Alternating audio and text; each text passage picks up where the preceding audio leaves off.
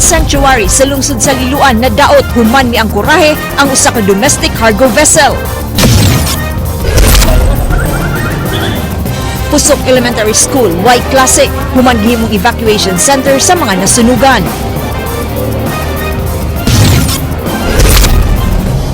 Warden sa CPDRC, mitunol siyang resignation letter sa gobernador.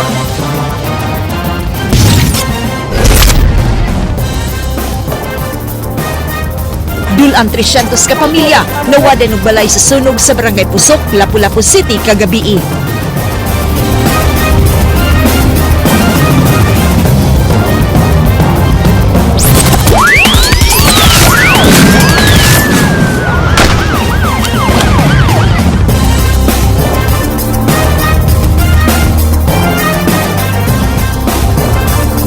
Maayong hapon Subo ug Kabisayan. Ang Aksyon Bisaya makita karon live sa Cebu Kapatid Facebook ug Cebu Kapatid YouTube.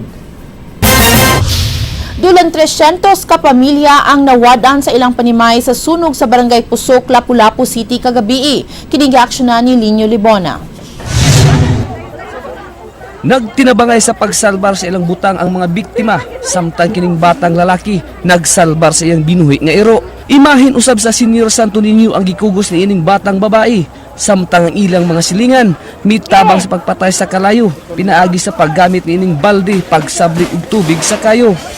Ang mga bumbero napugos sa pagguba ni ining metro sa tubig aron dunay magamit nga tubig. Si Romilly Casilo nga nasunugan nagkanayon nga ang kalisod sa agianan ug kakusog sa hangin mao'y usa sa hinungdan nga nakadako og maayo ang kayo.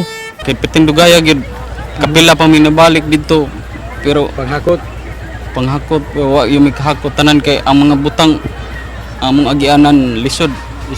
Matod nila Lapu-Lapu City Fire Investigator SFO1 Haji Samonte, ang kagamay sa agianan mao hinungdan nga nalangan sila sa pagpasirit sa tubig. Kandila ang gituhuan nga hinungdan sa sunog sa panimalay ni Angie Pasunilaw nga tulo na kaadlaw nga naputlan sa kuryente. Nagsugod ang kayo dito sa panimalay ni Angie Perez Pasunilaw kay 3 days na daw na siya naputlan og kuryente. Dili pa matino sa kabumbiruhan ang damyo sa sunog. Sa gibana-bana kapin sa usa ka gatos ka balay. Nadawat sa kabumbiruhan ng alarma alas 9:49 kagabi og nakontrolar sunod sa duha ka oras. Gumikan sa sunog, nababagan og wala dayon makaagi ang mga sakyanan paingon sa Mactan International Airport. Alang sa Aksyon Bisaya, Ninyo Libuna, News 5. Usa ka drug pusher na dakpan sa Tipadilla kagabi. Kini giaksyonan ni Ninyo Libona. Milampos ang kapulisan sa pagdakop sa usa ka drug pusher sa sitio Freedom Barangay Tipadilla pinaagi sa bypass operation kagabi. Apan gipanghimakak ni Everett Dihares nga usa siya ka drug pusher sa ilang lugar. Bugtong iyang giangkon nga siya usa ka tigamitan sa ginadiling drugas. Ha? Ginay mo ha? Kinsa man na kang? Wa ka na nindag yun. Gamit ka. Gamit sa sir. Ang hipis Station 1 nga si Senior Inspector Dexter Basirgo nagkanayon nga nakadawat sila og taho sa kalihukan ni Everett sa maong lugar. Usa ka pulis nga nagpakaron ingnon nga palit og shabu, balor og 200 pesos ug nadakpan si Everett. Napulaing impormasyon nga mo ang dawat nga mawag nga puntahan nga namaligag sa budiha. So mo na nga nag-briefing mi, nagkandak mi bypass operation ang nigintuhan na napalitan ni sa to ang police officer buyer. So na-realize, natuwa siya nadakpan. 18 kag may pakiti sa shabu, na-recover sa kapulisan human sa bypass operation. Alang sa Aksyon Bisaya, Ninyo Libuna, News 5.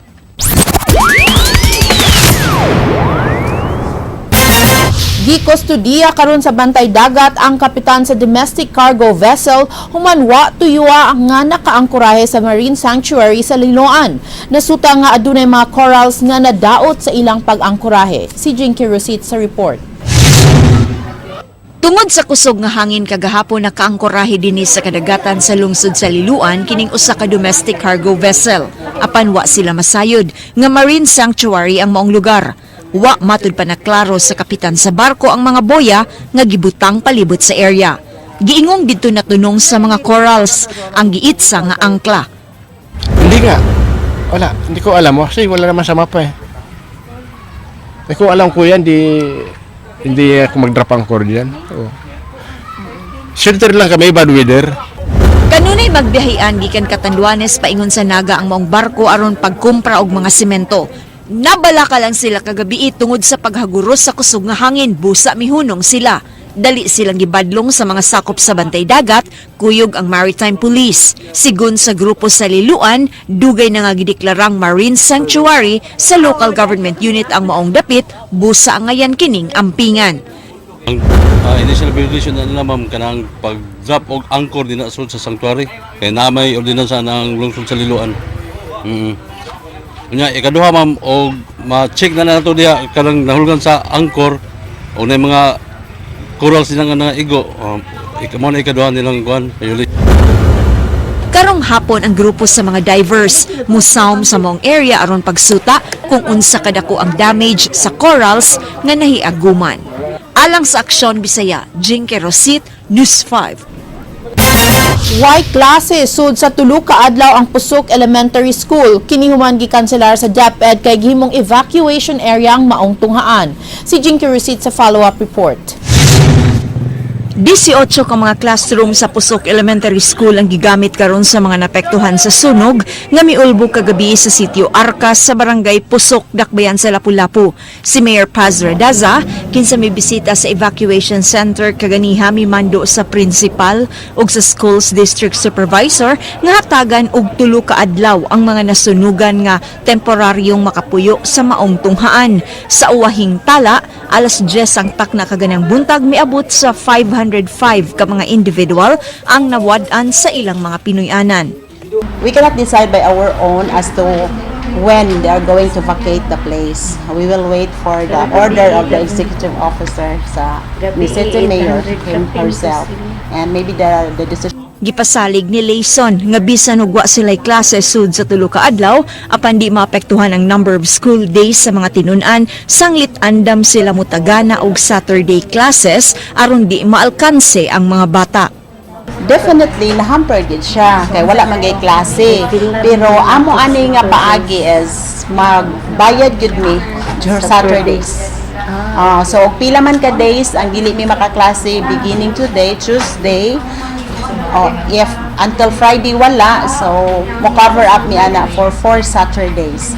Di pa hinuon matino sa maong tunghaan kung pila ka bata nga nagtungha sa Pusok Elementary School ang napektuhan sa maong sunog. Alang sa Aksyon Bisaya, Jinky Rosit, News 5. Jail warden sa provincial jail mitunol sa iyang resignation ngadto sa gobernador. Kinigiaksyon na ni Ray Pasaporte. Alas 9 kaganihang buntag niabot sa buhatan ni Gobernador Junjun Davide III ang warden sa Cebu Provincial Detention and Rehabilitation Center CPDRC, Romeo Manansala, nga nagsipit og folder. Gipangutana sa mga sakop sa media kung unsay iyang tuyo sa gobernador apan wa mutug-an si Manansala hangtod nga siya gipatawag sa sekretary nga pasudlo na siya sa gobernador. Gitunol ni Manansala ang folder ug gibasa ang unod niini. Pipila lang ka minutos ang nilabay. Nigawas si Manansala ug nagdumili sa pagpa-interview kung unsay iyang gihatod og tuyo sa gobernador. Sa gawas na sa Capitol Building pugsanong na interview si Manansala ug siya nitug-an nga ang unod sa folder request niya nga mangayo siya og signal jammer ug duha ka canine dogs nga ibutang sa bilangguan. Matud ni Manansala, kinahanglan sa dili pa matapos karong buwana mahatag na ang iyang request sa gobernador. Ang GDS Security Agency kansang mga gwardya nagbantay sa CPDRC mo'y gihangyo ni Manansala nga muhandol sa iro ug ila usab ang maintenance lakip na sa pagkaon apan mubayad ang kapitulyo og 40,000 matag buwan. Mga 98% nga dinilitan mo chan. Dili ko mo perfect ha. Basin na pag bright boy nga mo kadada so mga 98% dinagit. We'll see. Na may rental. Di mo palitan. No? We'll rent ang PIDEA. We're told na makapahuam sila.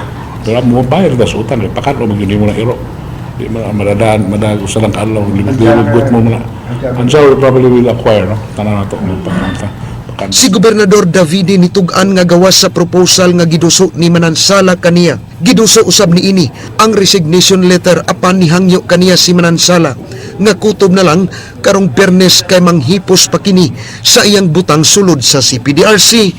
Precisely, he submitted to me his resignation as acting provincial warden. But he asked nga up to Friday lang kayo mo clear pa sa iya pang ikuha na iyang lamisa, tanan, buta niya mo clearance also from the accounting. Nagsunod-sunod ang kontrobersiya nga nahitabo sa CPDRC.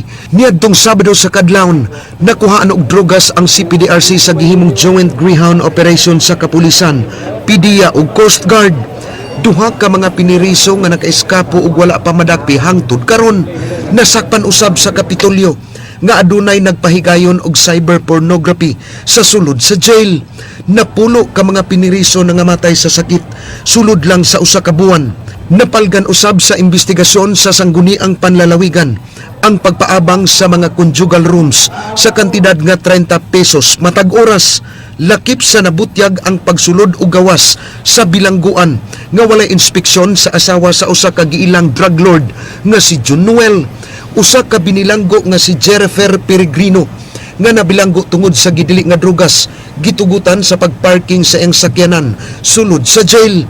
Ang binilanggo mao'y miangkon nga tag-iya sa mga manok igtatari nga gibuhi sulod sa jail apan dunay mga aligasyon nga gipanag-iya kini ni Manansala butang nga iyang gipanghimakak ngadto sa gobernador. Nasayran usab sa provincial board nga mga shabu anha na kumprahon sulod sa bilangguan. Si Manansala ibalhin sa Civil Security Unit CSU sanglit dunay investigasyon ang Committee on Discipline and Investigation Kunkudi.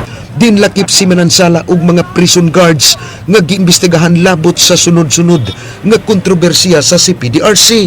Matud sa gobernador nga nangita siyag ikapuli ni Manansala, doon na girekomendar kaniya nga prison guard 3 apan gikinahanglan una niyang sutaon ang background ni ini. Okay, boss, background ako pa ipa-check po kung may bag kung fit pag siya. But kaming tayo nangita patag makapuli yun on a permanent basis. But in the meantime, wala pa ako. Si Davide mo isyo og executive order alang sa pag-create og task force o kaha committee maoy tahasan nga mususi sa kahintang sa mga piniriso ilabi na sa panglawas. Alang sa Aksyon Bisaya, Ray Pasaporte, News 5. Department of Labor nagplano sa pagbutang sa usa ka one-stop shop sa Kapitolyo. Matod sa Director sa Department of Labor and Employment, Ezekiel Sarcauga, lungkaban kini sa mga opisina sa Regional Tripartite Wages and Productivity Board, Overseas Workers Welfare Administration, Philippine Overseas Employment Administration ug sa TESDA. Gimando usab sa Labor Secretary ang pag-apil sa Department of Foreign Affairs. Ang one-stop shop mao ang pagtapok sa mga ahensya sa gobyerno sa usa ka opisina aron dali ra ang paghikay sa mga papeles sa publiko. Good news with the governor, hopefully to share us a space here at the Capitol so where we can set up this one-stop shop involving 14 offices. 14. So similar ni sa Luzon, Director nga, pagsuod dito sa applicant na Tanan. Para one-stop shop na din siya good, correct. So mura-mura ko na siya, counter na siya nga nakalinya tanan. Basta we will be setting it up here in the provincial capital, hopefully if given the space by the government. That's precisely why we're Governor Junjun Davide nakikitagbo sa mga nagdumala sa mga colleges aron masayran sa pamaagi sa pagpatuman sa scholarship program. 70 ka scholars ang paeskulahon sa Kapitolyo sa second semester karong tuiga.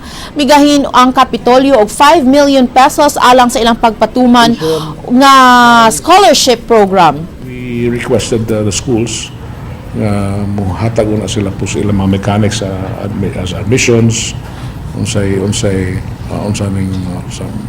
pagpasulod ni mga scholars, no? What grades they have to maintain, pilay fees nga baranan. Governor Junjun Davide supak sa paglubong sa kanhi presidente isip usa ka bayani.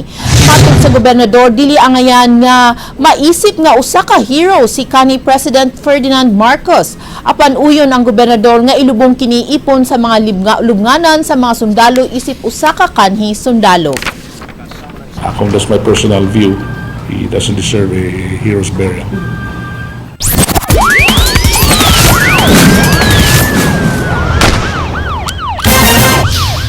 Namatay ang usa ka tawo nga nag-inom kaganihang udto. Ang nagpusil nga sakay sa motorsiklo wa mailhi. Kinigaksyonan ni Leslie Vistil. Dinhi sa lantay na hagba si Edward Casil human gidulitan pagpusil sa wa mailhing tawo pasado las 12 kaganihang udto sa eskina sa Gordo Avenue ug Archbishop Reyes duol sa may asilo. Ang biktima nagkalingaw og paminaw og music nga nag-headset samtang nag-inom uban sa mga higala. Matud pa sa silingan niini, kausa lang gipusil ang biktima ug gidulitan kini hinungdan siyang hinaling kamatayon. Ito siya gud gabarog, gikan labay siya dire, di ato siya dito gabarog ra siya. Then di mo ko to siya kadungog na yung manawag niya kay mukuan naman ko to siya nagkuan ba, nag-headset di siya kadungog. Moto ni kaya pag nihunong tong duha ka nagmotor ba. Gitirahan din siya. Gihulagway sa nakakita nga ang mipusil nagsulob og itom og nag full face helmet ug sakay sa itong nga motorsiklo nga gitabunan ang plate number. Nagbantay sab ang nakakita nga kapila na miagis sa dapit ang nagmotorsiklo ug nagtuo sila nga pulis kini. Kapila sila bahis-bahis dire. Murag giklaro gito siya kaduha. Pag ingon hala pulis, di alam ko, nga namin ko hala pulis di pagkuan. Igo ra, siya di gitirahan kay namatay lang istambay sa diha. Giklaro gito siya ra gituyo. Ay namay lang gainom. Siya kauban niya. Siya ra gituyo. Ang asawa ni Casil nagdumili sa paghatag og komentaryo sa nahitabo siyang bana. Alang sa Aksyon Bisaya, Leslie Caminadi Vistil, News 5.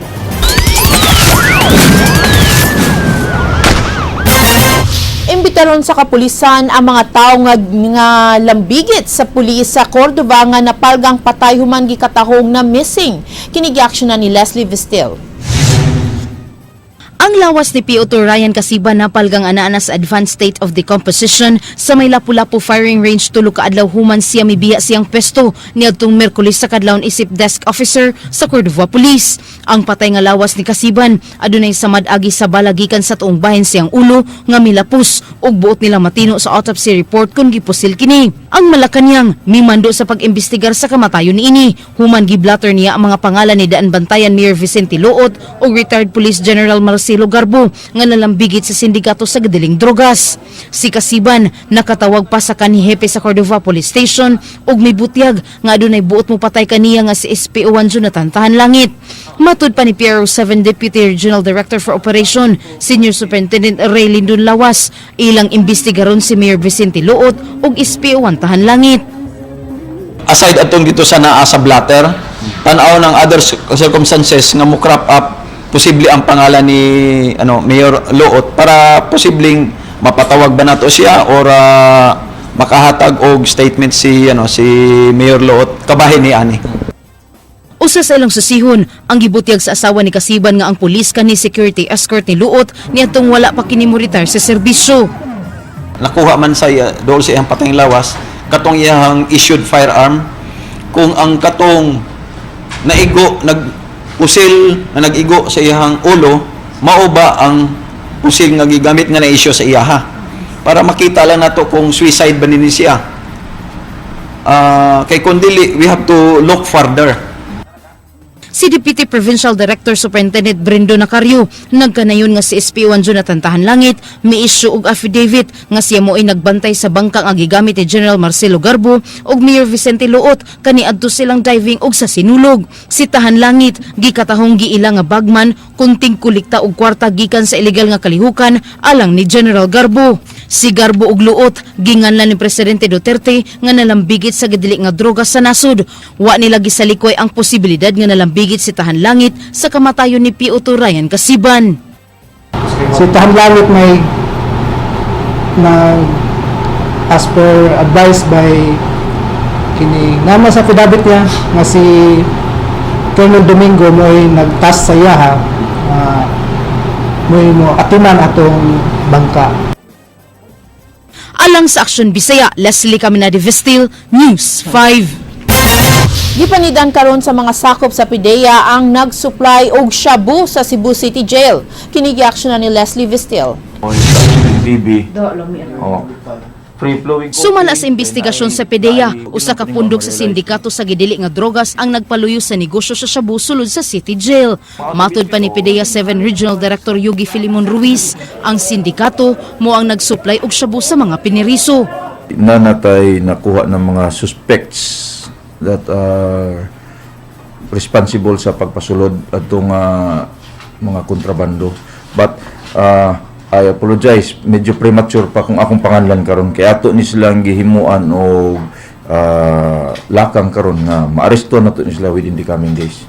Ilang paagi sa kanang isabay na sa kanang mga gipangumpra para sa pagkaon. Gihulagwan ni Ruiz nga ang kabarato sa Shabusul sa City Jail ug CPDRC nagpasabot nga daghan ang kompetensya sud sa prisuhan nga namaligya og drogas. Gikadismaya ni Ruiz ang nahitabo sa prisuhan tud kay matud pa perteng paninguha nila nga makasikop og daotang tawo og mga drug personalities apan mosamot sabdi ay kini tungod sa nagpadayong droga sulod sa prisuhan. Matud pa ni Ruiz nga mas maayong adunay revamp ka mahitabo sa pagdumala sa CPDRC ug City Jail tungod sa huya nga seguridad niini. Kay kompetensya ay man. Kaya ito nakita nagkompetensya na sila. Ang resulta noon nagkompetensya ang CPDRC o BBRC ang City Jail kung kisay makakuha og daghan nga customer. Nakita karon nga kinahanglan lang gid siguro mahimo ta og revamp lalo na diha sa kay nakita ginato nga lax lang yun ang security. Mato ni PNP Deputy Regional Director for Operations Senior Superintendent Raylin Dunlawas, ang kapulisan mohimo usab og investigasyon gikan sa mong impormasyon. As of now, usa pa na sa ato ang gikalap karon nga impormasyon kanang mga aligasyon. Tanaw na to kay as we will go through with our anti-illegal drug operation, we might stumble onto this kind of but as of now wala patay konkreto gyud nga ebidensya para makaingon ta nga naay sindikato din. Alang sa Aksyon Bisaya, Leslie Caminade Vestil, News 5. Kutob lang sa buwan sa Hunyo ang budget sa City Hall alang sa mga allowance sa mga fire volunteers. Dili pa masiguro nga ipadayon sa City Hall ang paghatag niini. Kining action ni Ryan Sorote. Way hunong ang pagtrabaho sa mga fire volunteers sa pagtubag sa mga alarma sa sunog dinhi sa dakbayan sa Subo sa milabay nga mga adlaw. Pipila kanila wa na makadawat sa ilang 3,000 allowance gikan sa Cebu City Hall sulod sa pipila na kabuan.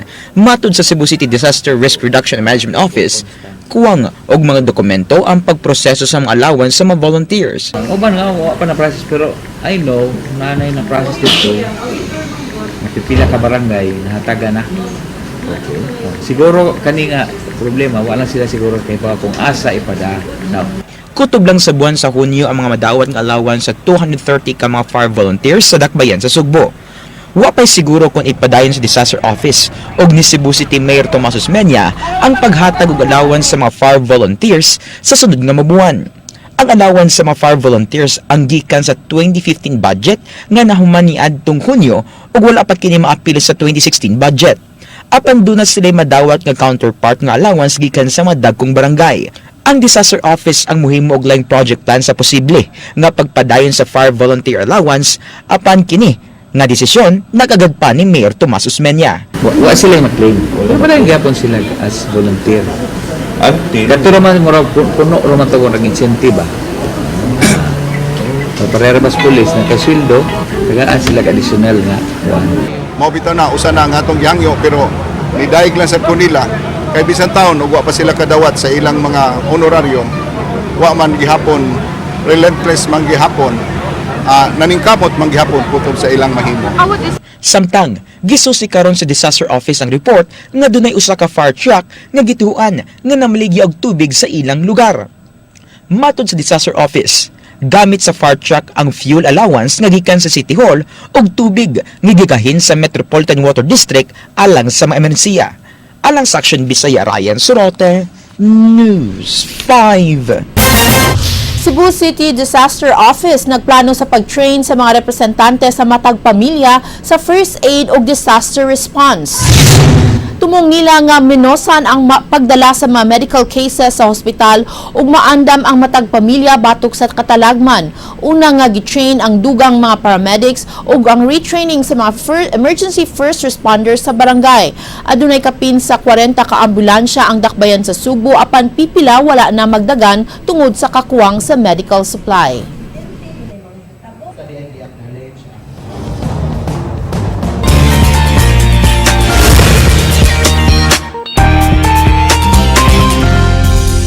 sa atong light news karong hapon.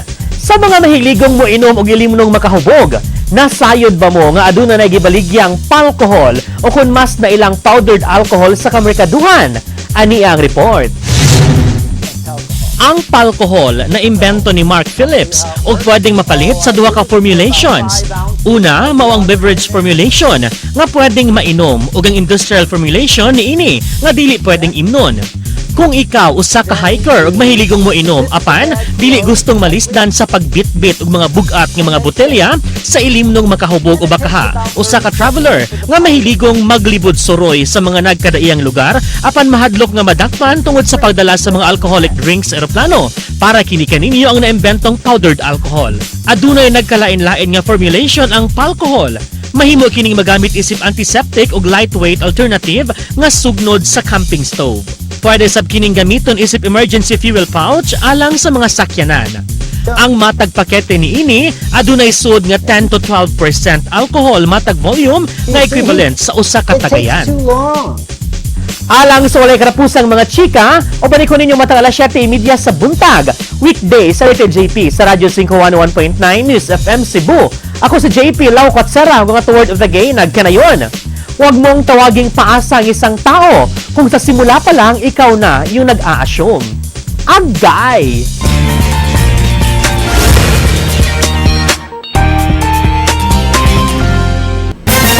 Ug mo kadto mga balita sa Aksyon Bisaya, ako si Georgia Herrera. Mga balita nga pundasyon sa ligdong nga opinyon ug konkretong solusyon. Bisan asa, bisan kanusa, kapatid kay di lang kutob sa balita. Aksyon!